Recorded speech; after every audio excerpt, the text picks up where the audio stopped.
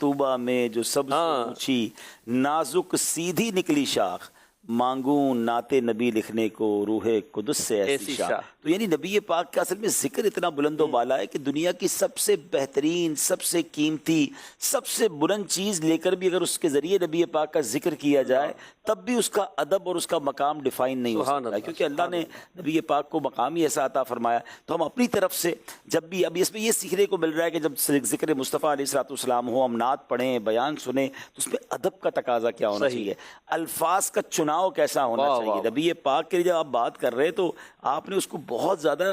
جس کو احتیاط سے گفتگو کرنی ہے کہ اول تو ہمارے پاس الفاظ ہی نہیں ہیں، لیکن اگر الفاظ کا چناؤ ہو تو سب سے بہترین الفاظ میں ہمیں ذکر کرنا ہے۔ اچھا، یہاں ایک چیز اور بھی اگر آپ ایڈ فرمائیں کہ جیسے کہ الفاظ کا چناؤ نبی پاک کے لیے ادب و احترام اللہ، اب سوشل میڈیا پہ بہت سارے لوگ ہیں، تو کن کو سنیں جن کے الفاظ میں ادب ہو، احترام ہو، نبی پاک صلی اللہ علیہ وسلم کے لیے بڑی نہایت یعنی غایت درجہ تعظیم والی باتیں کریں، یا فقط نام لے کے آگے گزر جائیں؟ کیا کہتے ہیں آپ؟ کہتے ہیں نا، پھولوں کی کیاری سے پھول اگتے ہیں، اللہ اللہ، اور کانٹوں کے بیج ڈالے جائیں تو وہاں جھاڑیاں اور کانٹے اگتے ہیں۔ آپ کو لوگوں کی باتوں سے پتہ چل جاتا ہے کہ کس کیاری سے اگا ہے۔ اللہ، اگر جہاں ادب کا پانی ہے، ادب کی فصل ہے، وہاں الفاظ بھی آپ کو ادب والے ملیں گے، ورنہ کچھ لوگوں کے الفاظ سے ہی سمجھ آ جاتا ہے کہ ان کے اندر بدتمیزی کتنی ہے، بے باکی کتنی ہے، اللہ رسول کے نام پر، صحابہ اہل بیت کے نام پر، اولیاء کرام کے لیے کس قدر غلیظ زبان استعمال کرتے ہیں، اور کہتے ہیں یہ بے ادبی نہیں ہے۔ یار یہ بات تو اپنے ماں باپ کے لیے نہیں کہہ سکتے، آج کل ادب والے لوگ ایک دوسرے کے لیے نہیں کہہ سکتے، اور آپ کس کے لیے بات کر رہے ہیں؟ یہ تو ایمان سے خارج ہونے والی بات ہے، جتنا ادب کریں وہ کم ہے۔